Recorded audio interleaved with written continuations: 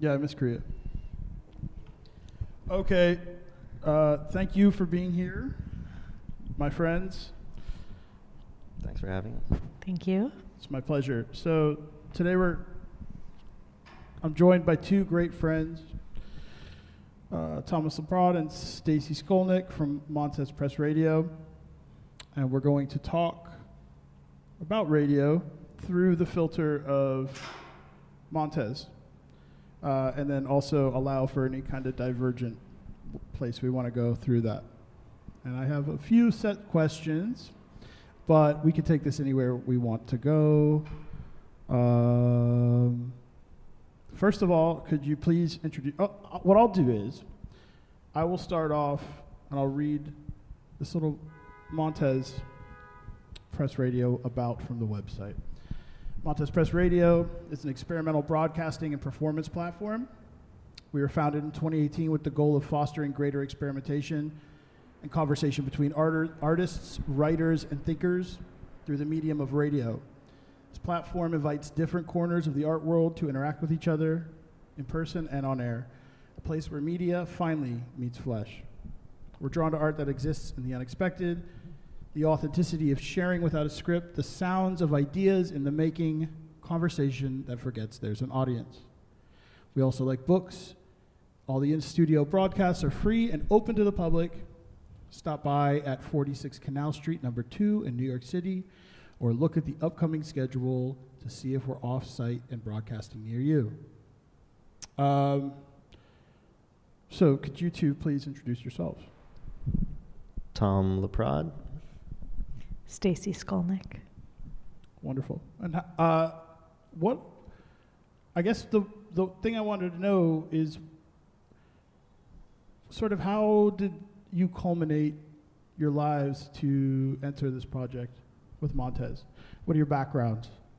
And what were your interests leading up to finding yourselves corralling all these people with this radio project? Radio. All right. Origin story. I guess personal. Born on a dark and stormy night. Personal origin story. I guess I was working in galleries,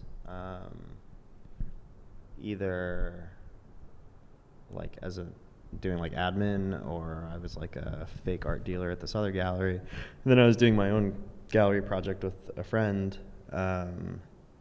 And then I was working at Matthew Gallery, which had something to do with Montez Press when it was just Montez Press, the publisher. Still is just a publisher. And I met Stacy through that. Because you guys were like borrowing the space in the summer, and you guys would just kind of like storm in every now and then and like work at the same desk with me. I was like, who are these people? I was like, who's this cool skater guy? Yeah. Oh yeah, I was also selling weed on a bike for a while there. And I remember for a while you and Anna were like, are you like sure you want to keep doing this? Like we can save you. Yeah, you were like, we can give you a real job. I was like, you can't give me one that pays better than this. It's like, I don't know, it's a pretty good job. It was a great job. But so I was working at this gallery, met Stacy because Stacy was an editor there, I guess. Sure. Yeah, whatever. And you did this summer project, like a summer residency at the Matthew space, and I was asked to help like hang stuff or, and come to like the reading groups or whatever. And then that's how we met. And then it was a real like soft sort of precursor to what do you call that? It was like it was a early test run were these like prior summer programs. Yeah. And then, well, I don't know, you can take it from there. No, I like hearing it from your lips. Yeah, this is a good lead up. Okay, yeah, and then I like did some odd jobs for Montez Press, the publisher. And then it was, I guess the next summer, Stacy Anna Clark, who was like head of publisher at the time, and I cooked up this idea to do another summer-long month residency where we did radio. And again, we had the Matthew space, and we got a bunch of mics. We got a whole bunch of Post-it notes, wrote down everyone that we thought was cool in town on the Post-it notes. Put them Primitive languages being one of them. Yeah, PO being one of them. I remember actually when you got primitive languages. I was psyched, yeah. You were really hype. You were I got primitive languages, guys. I am absolutely honored. Yeah. Yeah. Changed my life. I mean, it's cool to see you doing this here because it is a little, like, I feel like it has a little bit of a Montez Press Radio vibe Energy. in terms of, like... Well, you know what's funny, actually, and I often forget this, what we did differently that summer, we didn't have much of a criteria other than, like, people who interested us, but one of our criteria was that everyone we invited was an organization or were organizers. So we actually didn't go out. We didn't go out and find. We didn't like make a list of here are our favorite artists. We made lists of like here's our favorite publisher, our favorite record label, our favorite gallery. Right, and this was supposed to be a 5-week project, and that was also one of the aspects of the 2 summer programs that had been done that we had conducted prior, which was like reaching out to publishers and organizations to kind of combat this sense of like false competition that exists in the publishing and art world where, I mean, as a writer, which is my background, Tom is a visual artist. Very lazy artist. And Tom is a writer that he doesn't like. Very lazy writer. Even lazier there. Best kind. But yeah, I feel like there's this false sense of, I mean, you're always applying to residencies and you're always applying to, there's just, it makes it feel like a finite kind of constellation or something. And I feel like what Montez Press Radio and these other summer programs we're trying to do is bring people together to actually build a sense of community and camaraderie among these disparate groups. I mean, especially with Montez Press Radio and the bridging of like the literary and visual arts and kind of like criticism or other creative fields. I just feel like there's strangely these barriers between various realms of like artistic production that compartmentalized. Yeah, I don't know why that is. So yeah, it's been nice through Montez Press Radio to see a little bit of. And then but back to that point, back to the origin story. It just so happened that radio, this medium that we kind of picked out of the blue, is pretty like democratizing of all that in some way. It's not like beholden to time and physical resources the way that, like, say, running a gallery is, where you only get to do so many shows and you need some art handlers and you need an actual space and all this, or editing, where you need a certain amount of time and eyes on something and then like a magazine for it to go, or yeah, it was very much like if we buy this equipment, we can kind of go until it breaks or until Tom and I just like stop living and like completely run out of fumes. But so anyway, so we did it for a month. We invited all these people to invite people, basically. That's when you did the Yellow Tears thing, right? Yeah, my first project with you all was, I was very nervous to do it, was step up and do this invitational with, this kind of Yellow Tears kind of conversation and get their kind of oral history figured out and locked in. Yeah. And that was a really cool platform to do that because otherwise we wouldn't have had really the impetus or the context or the infrastructure, resources, you name it, to actualize that. And it was a cool thing because it felt like, you spoke of compartmentalization earlier, but like also this notion of bridging things. I think like what they did was worthy of a little more of a refined or in-depth conversation outside of maybe, I don't want to be diminutive, but just like the more niche sectors that they exist in when they're so clearly like profound artists. And I think that happens throughout with Montez. It's something I've said to Stacy a bunch, which is this idea of like, all of a sudden a young DJ is platformed on the similar context as Thomas Hirschhorn or something. Yeah. And to be in that same archive is like a really revelatory thing. So, although I'm not going to let you get away, Stacy, because I want to know your background too as a writer. Because I'm curious, I guess I'm mainly curious because I wonder if radio, this might be a little too early for this, but I wonder if radio solves kind of the access issues that maybe publishing has or something. I don't know, I'm curious. But you have this background. Yeah, I mean, I think, so yeah, I used to work in corporate publishing at Simon & Schuster and Random House. I mean, just as like an entry-level cog. And looking back now, I'm like, wow, I did not appreciate those jobs for how little I had to think about them when I wasn't there, because Montez Press Radio is so completely kind of like taken over for, a lot of my brain space, which I'm grateful for, but it was, if you work as a corporate cog, be thankful. No, I'm just kidding. No, but this is a pro-corporate corporate agenda show here. Sponsored by Big Cog. Yeah.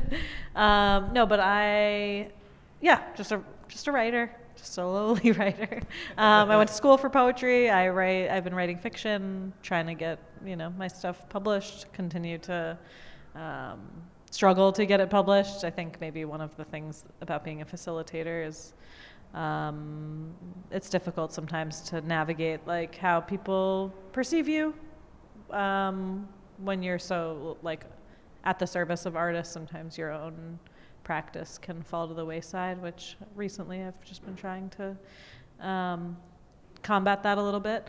But I went to Brooklyn College, found my job with Montez via Craigslist when I was getting my degree after I had left Simon & Schuster and Random House. And how's that for an articulate response? I think it's pretty good. I think it's pretty good. I don't know. I just be writing. I don't know. What else do you want to know? Yeah. So you landed over there. Yeah. Also, feel free if you want to pull up those benches or anything. We can. How are you? You're more than welcome to. You can sit up here anywhere you want. It's a little dirty, but. We have a really big audience of two. Huge. Biggest audience me and Tom have ever had. 3-4 people deep. Yeah. No, but I think, when Montez Press Radio, I think when it started, I think accessibility has always been an interest of mine. My own writing, I think, is dealing with bridging, like the project that I just finished, is, I would say, like high literary fiction, but it's also genre fiction at the same time. And I don't think that these things need to be, I don't think they're necessarily, I think they can be one and the same. And I guess ideas about like what is fine art and what is mass market, so to speak. I don't know, that's something that I'm interested in. I mean, that's what's so powerful about the loose term of radio, right? Is that what you have there is like, I think that those things that are considered high are often reliant on a scarcity model and a lack of inclusion from its onset, a kind of rarefied genius quotient. And it's like, that's again why when you gather all these people together, there's like a really fantastic capacity for. Yeah, I think there's room on Montez Press Radio for like both, for things that are obscure or like challenging, or not that things that aren't. I think something can be like basic and challenging at the same time. Many people are both that. Yeah. Yeah. Bad joke. Tom, you got some else? I think that's why after we did that 1 month of radio, and that was supposed to be it, people came back from all sorts of different fields and levels of participation, being like, what happened to that? Are you going to do it again? Because I think it sort of filled some sort of niche that didn't exist in the art world. It was I think for the writer, there was a pod, they could start a podcast, they could start a blog or something, but there wasn't something like this where they could come in, say something, and then it could just sort of like disappear into the void. The sort of like level of production necessary for radio is sort of what you make of it. It can be it can be like nothing. You can just come in, have a beer, say something, and totally forget about it. You can spend a while making like a radio play. You can do all this research, get your papers together, and consider it a big really high production value. Yeah, and consider it like delivering a lecture or something. But there's something about the medium that lends itself really well to kind of whatever you want to make it. And it can contain so much. And it can contain so much. I mean, yeah, whatever medium as long as you can talk or make sounds, it works. So then people came back, and then the second portion of this conversation will just be Tom and I like making sounds, mouth sounds. Yeah, we have a lot of that. But yeah, so then people came back, and then they were like, will you do it again? And then we said, no, probably not. And then we were asked to do it at PS1, remember? Yeah, for the book fair. Oh my God, yeah. Right. Yeah, you were involved in that too. Yeah, and then we did it again, and it was, you know, the book fair brings together a sort of a similar convergence of worlds. A lot of music people involved, art people, book people. And but we were also outside the book fair, which was an interesting. We were in an RV, and so we were a little bit. That was fun. We actually weren't really part of the. We were like invited, but they were like, but they didn't. Stay but outside. They didn't have. But guess what? PS1 doesn't have Wi-Fi. I was just saying how you don't need much for radio. You do need Wi-Fi. For internet, yeah, for internet radio. So they didn't have that, so we were in an RV outside. Yeah, and then that's about when it stuck. And then after that, we were like, okay, let's keep doing this. And then that's when it really like became a thing. Yeah, that covers up one of my questions about sort of the genesis of it. But I guess, were there any, and this could be super wide cast, but are there any models of early radio or media interests, media models in general, that sort of were super influential or stick with you, that you liked, that, you know, kind of may ambiently or directly influence your curation? Yeah, I mean, when I was a kid, I really loved public access TV. Just that, like, kind of open platform. You just get all these, you know, like weirdos coming in, and then it would, you just get like a psycho preacher, and then you'd get like some ad for medication, and then you get an ad for like, I don't know. I love that. And then like later on in school, I learned about kind of the history of artists, like in the 70s in New York, using public access TV. I thought that was super cool. Then as a kid, just like listening to college radio late at night was the best. You just hear something, you have no idea what it was. It'd be so weird. Like that was kind of like my first access to just like to weird stuff. I don't know. And then you'd listen to it, and then it would disappear into the night, and you'd have no idea what it was. And that made it all the stranger and more, you know, enticing. And yeah, I'd say.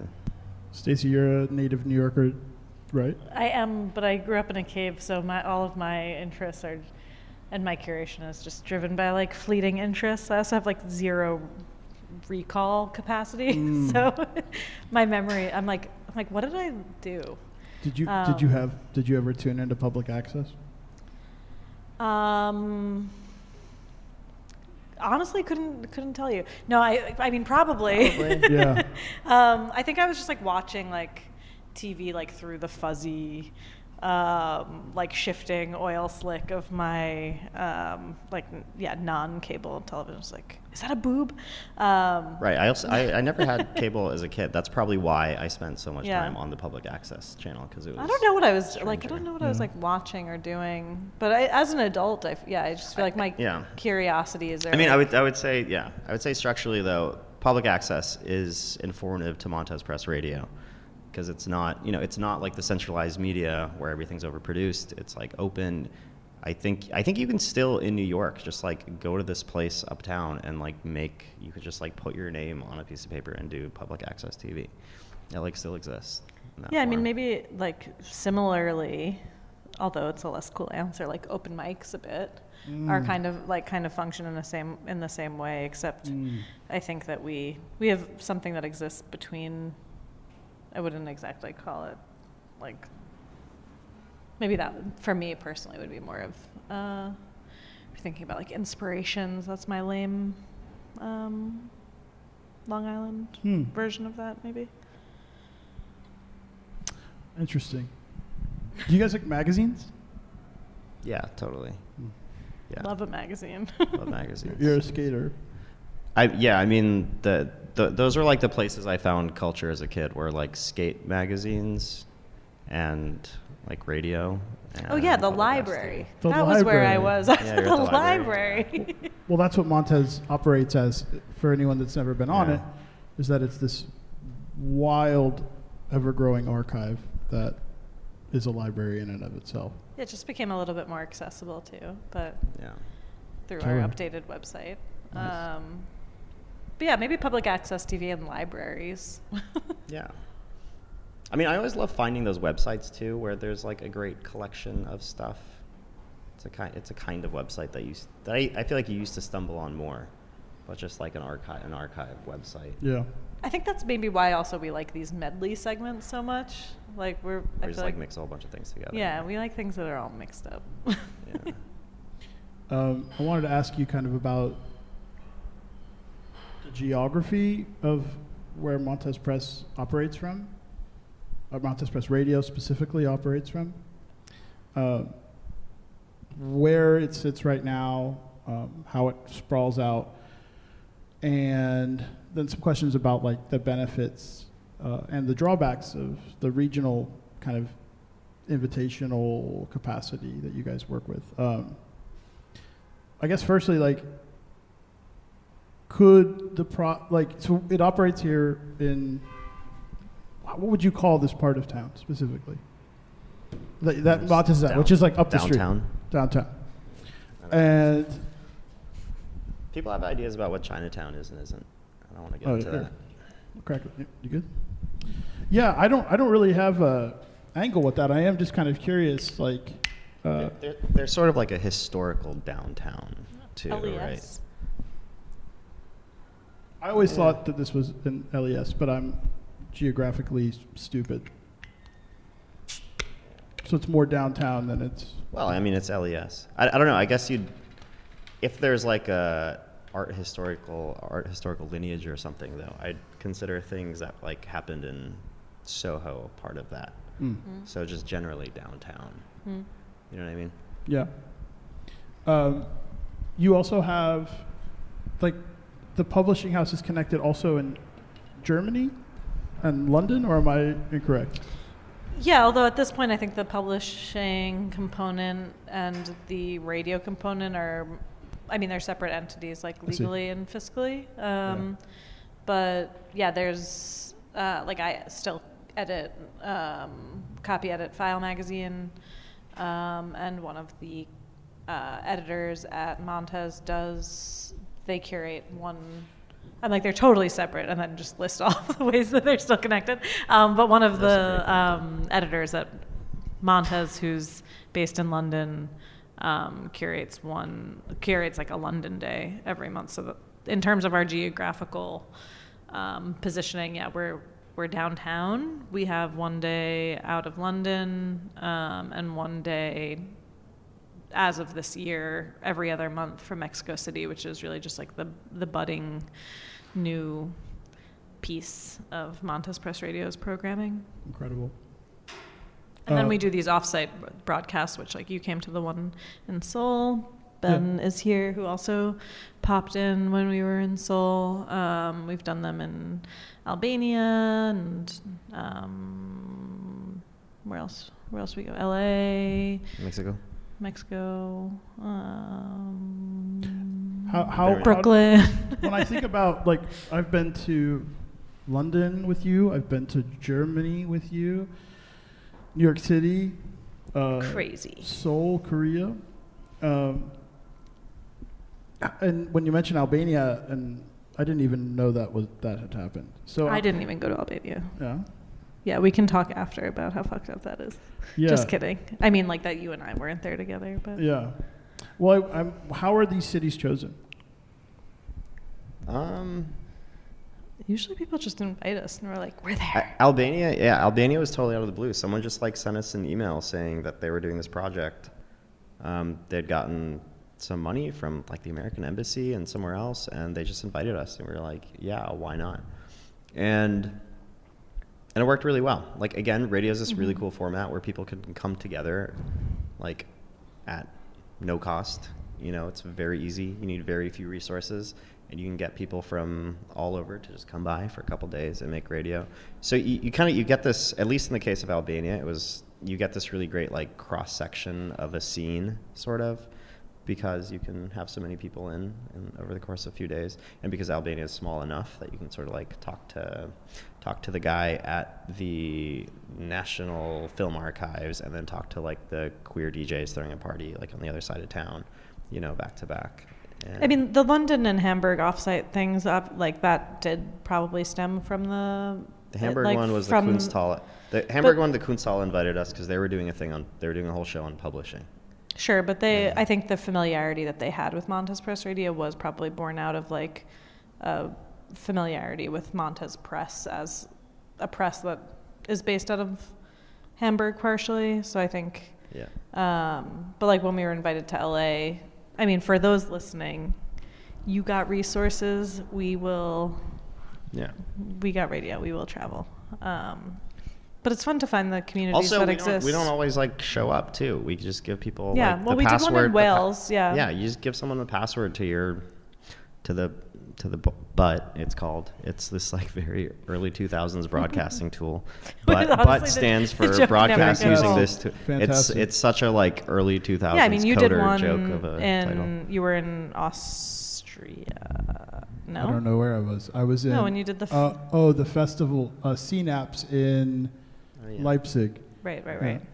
Yeah, so you kind of like tapped in, and then we did during COVID, like we quote unquote like brought the radio to Wales and produced a bunch of programming out of Wales when obviously like travel wasn't possible at that time, but it was sort of Wales, either like Welsh artists or artists it was part of an exhibition that was happening, and the programming was either related to like the overarching exhibition, or they were Welsh artists who also related to the, you know, subject matter of the overarching exhibition. So I think finding that nucleus of like, or like serving as a nucleus from out of which various energies and practices can kind of radiate out, I think is an interest of ours, and something that with like Mexico City, for instance, that's more of the whole project of Montez Press Radio is like an endurance exercise for Tom and I, but like having a durational component that's not just like, it's fun to pop in somewhere, but also being able to stay and really develop a sense of intersection between maybe communities that like that can use Montez Press Radio as a locus, I think is one of like the uses of this project. Yeah. I feel some kind of weird anxiety around even thinking about like, okay, like this person offsite, y'all aren't there, but like it works in favor of what you're doing. Like how, I guess I have another question in here, which is like, who is the maker for Montez? Like who is the people who participate. And so when you're not, I guess, firstly, yeah, who are the people that you're looking for now in relation to what you said earlier, which is like we kind of had this sub mixing of like, this person is an organizer, they will then bring this to the table. But now, how does that work? And also, if you're not present with them and your immediate connection to them isn't necessarily so important to the operational capacity, what does that look like? What is that maker that gets to participate? What are some sort of criteria for that? That's a good question. Ooh. Yeah, it's a thing that we're always trying to figure out is like, how curated is this? Yeah, and we kind of hate that word. I'm We okay like with the you're word okay with these the word. days. There's this there's people among us who don't like that word. We go back and forth with it, and like how much of this is like is like public access, like open, just like a free form radio, and how I much think of the this, balance between and the curation there's definitely a is balance. very important. Yeah, I mean, there's definitely a balance between the two. We're always going back and forth on what the criteria is for who to bring on. I mean, I guess back to like the very beginning when we said we asked organizers rather than individual artists to be the first sort of like series, the first like month of things. So organizers. I guess we still sort of do that in a way. I mean, But sometimes the organizers are artists. Yeah, totally. Yeah. I mean, I guess one of the criteria is people who are good at bringing people together are the people that we ask to do things, right? Like, there's one thing that we sort of shy away from sometimes, which is like the podcaster. Mm-hmm. Yeah. And honestly, the DJ. Hey, that's a really great. Yeah. That's a great. I want to let you go on with that, but I do want to ask you. I'm gonna Like pin why in this that. isn't podcasting? Yeah. Well, yeah, no, because it's distinctly. I think it sits in a funny space, and I'm curious. Yeah. What your thoughts are. I think podcasting and radio are similar in many ways. They both stand on opposite sides of like centralized media, like from the time of like you have this many channels to watch on TV. But they're still pretty different in that podcasting, much more contemporary in that it is all about persona and this sort of like selling a persona, accumulating likes, follows, and it's and it has to play by the rules of that economy, whereas radio, the older analog thing from before that time, doesn't have to do that. And I think that's something that we love about this. And oftentimes we'll get people on the radio who do like a show and they'll be like, tune in next time for my podcast, and they'll look up at me at the board and they'll be like, I mean, my radio show. You're fired. No, but also, but people And also will that's come on important. and do a segment, and then they're like, actually, I am such a persona, I'm going to start a podcast. Yeah, and, and that's fine. Yeah. I mean, you can, sure, there's room for like big personalities, but I guess just like in terms of like the structure of the platform, it is different. And I think it's really fundamental to what we do that makes it not podcast, and also probably why we have no money. We don't have podcasts or listeners. or listeners. But I also think that, the reason I said the thing about DJs is because I feel like there's a lot of other platforms that offer space for people to come and play music. And we do have, that will be, not that there's not music on Montez Press Radio, there certainly is, but I think in terms of like the DJ set, that's probably the least common type of segment that we have. And I feel like Montez Press Radio is a place for people who like don't have that many other avenues for the types of shows that they're producing. And we talk about, there's obviously unlimited space, quote unquote, but at the same time, like we gotta sleep sometimes. So I feel like we prioritize things that don't necessarily have a platform that's abundantly accessible, like the however many other New York City based community radio stations. But yeah, I think the question about like when people email us and we don't know them, and how that impacts like our relationship to the content. It's funny, I was just thinking on the way over here on the train how like COVID was such a saving grace for Montez Press Radio because we were really running on fumes because everything used to be live prior to COVID. Yeah, I mean, this is always also, that's something that should be said. This was always like the performance of radio. Like neither of us know anything about actual radio or like sound equipment. Like I don't know if Stacy knows what an XLR is still. Is it what's Don't plugged into violate this Stacy mic? like that, Tom. Which is fine. That's a compliment. Like Stacy has cooler things to worry about. But yeah, it's always been the performance of radio. So for a while, we made a point of doing everything live in the space and having having and bodies in there. And I think that was really mingling, important to, you know, we did that. That was the first year, and I think that was really important to like. Very informative. I think. Yeah. Doing it that way. But then COVID happened and everything was remote, and I think by the time it was really, you know, a saving grace for us. And I think I don't know if we would have been able to. Really helped us figure out how to continue Montez Press Radio without it being like a 24/7 live. Yeah, literally everything was live. It was like 11 hours of programming, 5 days a week. None of us knew what the cables were. But then, I don't know. I mean, we got a little bit divorced, I think, from what the content was because it was all pre-recorded and it was like, you know, it's hard to listen to like that much content and have such a familiarity with the artist. But then now I think the balance is the balance. I mean, we found the balance, and it's crazy because like we only had a year of Montez Press Radio before COVID, and this is really like our first. When did like people emerge? Like, you know, I think this last year was really like the reacclimation into like society. Like doing like parties and live music and figuring out how to navigate that, and What was the question again? I think you answered all of them. That's good. I do. So that's who the maker is.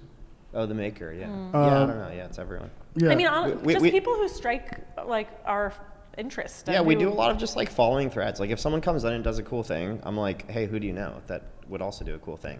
And we just we just follow threads. We bring people in who might know interesting stuff. Yeah. Stacy and I are just one of others among many people that we, you know.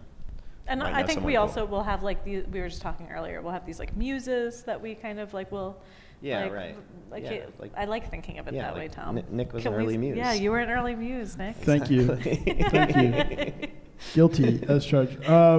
So who then is the Montez Press listener? Yeah, that's a good question. We talk about that often, and like people always ask us about our analytics.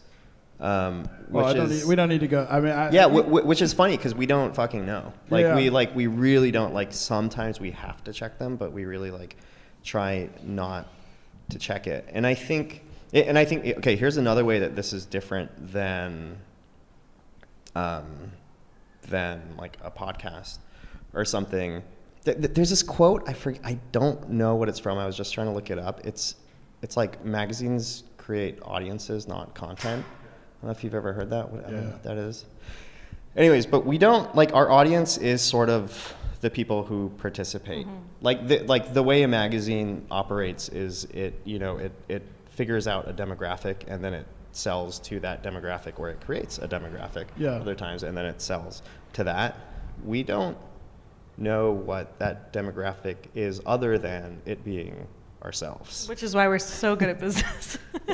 Yeah, we're awful business people. But I mean, it's, for the most part, the people who listen to the radio are the people who make the radio. I asked that mainly because one of the central conundrums of this project that you're here for right now is trying to not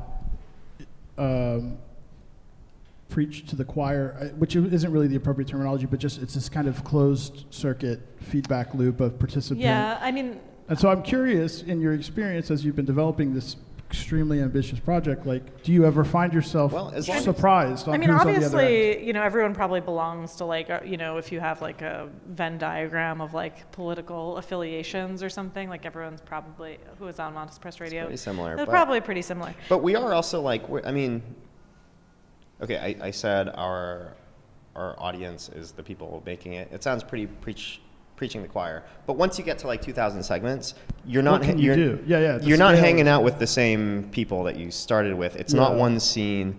And we've had this before too, where like, well, it's a skipping stone, like the thing. The network just like expands. It creeps out further and further. Many ripples and further. orbiting and intersecting. And also our listeners, it's like we say that because we think it sounds romantic, but at the same time, like our listenership per year, it's not 2,000 listeners. It's 40,000 listeners, or what is it? 100? It's either 40. It's either 40. Don't say it. Who it's cares? Either 40 people or 100,000. Yeah, it's either 40 or 100,000 people. We don't know. It's probably like 21 when my show's on. You can probably chart that exactly. Like there's but the people who tune in for your show then probably stay for the other shows, and then that's truly the model. Is like you have people come in for one thing. And then the thing that's after that thing is a totally fucking weird other thing. And then there's this cross-pollination that happens. And I would say that that's really like the science behind our like anti-atomization. Yeah.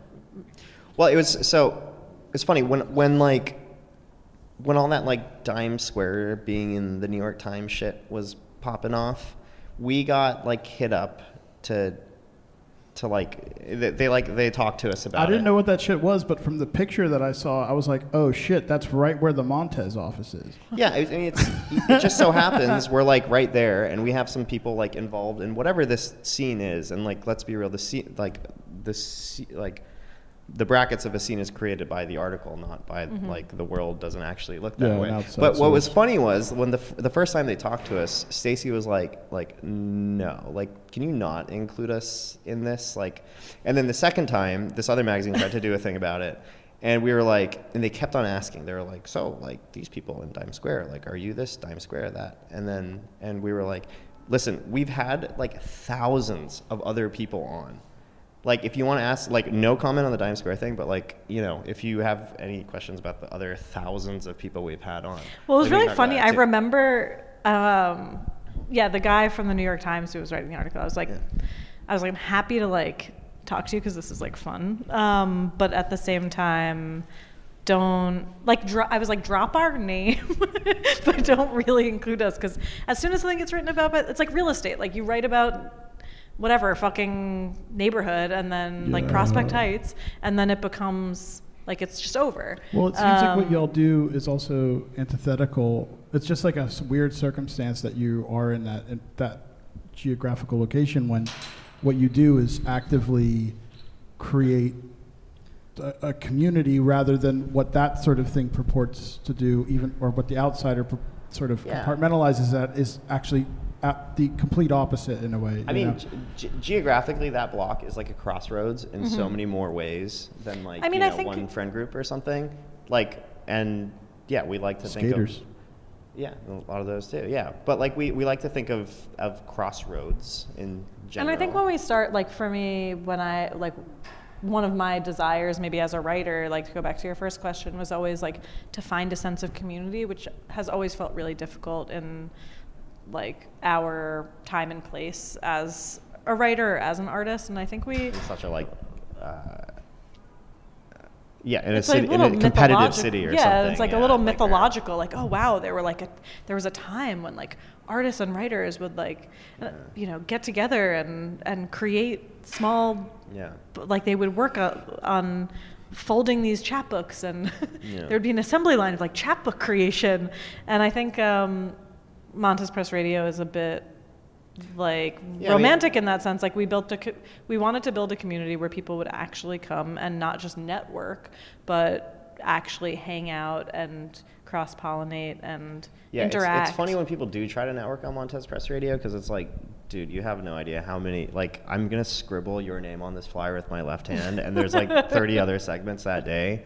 Like, your networking is not working. Yeah. Your networking not working. Yeah, no one's listening either. My career has blasted off ever since my Montez Press show. I'm doing great. Well, that's just a testament to your own, that's also the thing is like people who are committed to their, not everyone gets 45 segments on Right. Montez Press Radio. Like, I think that there's, like people who have a sustained interest in something, that's a testament to your own hard work. That's not really related to us. Oh, thank you very much. So let's take a little dark twist here. Oh boy. This might be asinine. Something I think about a lot is there's this influx of streaming content. You have your podcast spaces, which again are like this atomized thing. You have DJ mix series everywhere, and everyone gets their sort of microcosm or their pocket. And Montez does something different. And I guess when you're building such a voluminous library like you are, after conceptually kind of pushing it to this place, is so much content like a good thing? And that doesn't have to be about Montez. It could be like, I think we're actually turning a corner recently. Okay. I agree. We live one segment a month. We live in this totally oversaturated mediascape, and we went into that trying to like even further like flatten it or something, which is like fun, and it worked in all the ways that we've just talked about. Beautifully, yeah. Yeah. But recently we have sort of had this sense that it's hard for an audience to like make sense of everything that's going on. So we have recently been trying to come up with ways to editorialize somewhat. So for example, this is kind of top secret, but we've just recently made it more public. But we've had a blog for a while where Stacy and I will like, Mostly Tom. Huh? Mostly Tom. What? Mostly you. It's a great one. Okay, yeah. Yeah, so we have a little blog where we'll post about like the segments that like really stuck with us, and we might like write about it a little bit. We've now implemented like channels on our website. So before very intentionally, the way the website worked, and most people always just thought it was broken, was that there was this public playlist where you loved it. Yeah, it's still there. It's still there, and I think it is very essential to like the sort of ethos that we've been talking about. But the way the public playlist works is that anyone can go through the archive and you can select something that gets added to this sort of like global jukebox. The queue. Sort of the queue, right? But to listen to your thing, you might have to listen to the 4 things someone else has added. You're invested in the process. Yeah. Yeah, right. And then for me, that sort of like you still have like the magic of old radio where you just sort of turn it on and you stumble on something. There isn't this whole like on-demand, culture that absolutely where you're sitting in front of Netflix for 2 hours trying to select something and you fall asleep, whatever. You just kind of and that's something that I loved about old radio, is that you just like you just discover something for no other reason than you turn the radio on. But all that said, we now have channels on the new website so that it's a little bit more user friendly, so that if you're looking for music or for noise or for art talk or something, you go on there and hit the art talk channel. So yeah, we're trying to make sense of it. I don't know. Tricky. Interesting. I mean, I guess the beauty for me is that collectively, you have to negotiate your listening experience with whoever the other body of listeners are at that time period, which means that I might have to listen to some poetry reading that has nothing to do with what I'm interested in, but that then informs the listening experience. What's the response been to also who does the job of the categorization? Is it on the job of the maker? And now I'm asking just like totally selfishly, but is it on the role of the maker at that point, or does it sit more for you guys? Are you parsing it all out and doing that? Yeah, a little bit of both, I'd say. I think like some of the channels will be, sort of like thematically organized by Stacy or I. Well, the tags are really on us. So now we have tags too. So yeah, we're trying to figure out all these ways to actually make our website a little bit more Can I be in user friendly.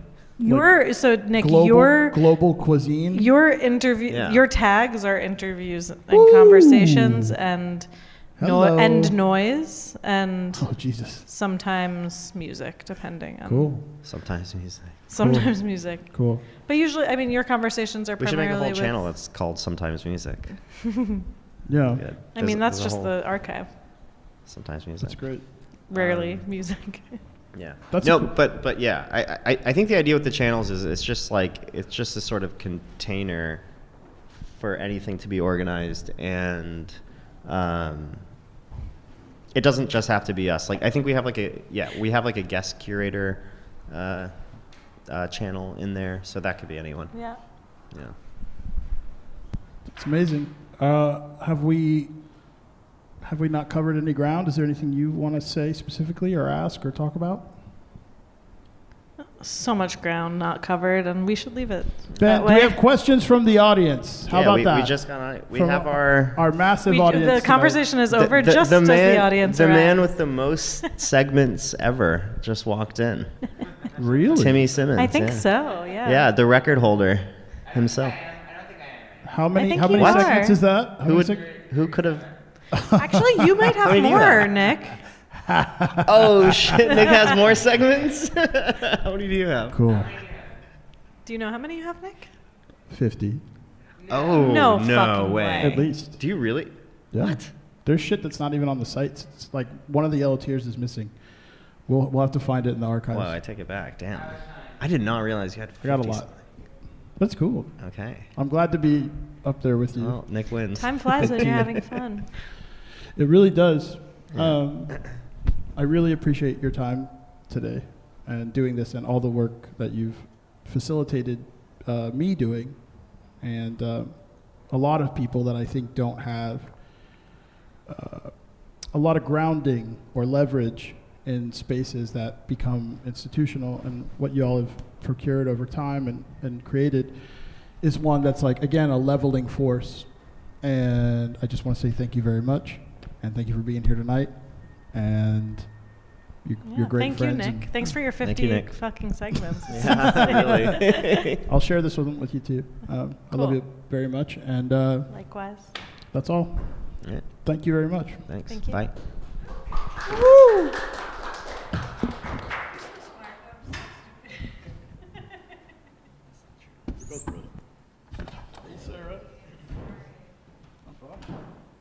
That sounded like a great talk. Congrats on this.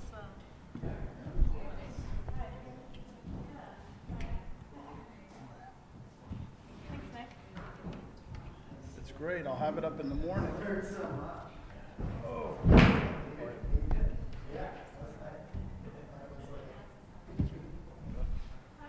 Steven. Good to see you. Great to see you. That's awesome. You're the sickest laugh. You're like, Jack, we're downtown, and there's some stuff on it. I was like, try that. I don't know. You're just like, all right, is there something wrong there? Like, what neighborhood? You're just you're like, all right, so we're square away. Yeah, it's just like, why do you like, that's your like, what are we arguing about? Yeah, our interest. I've never done it. It was cool though.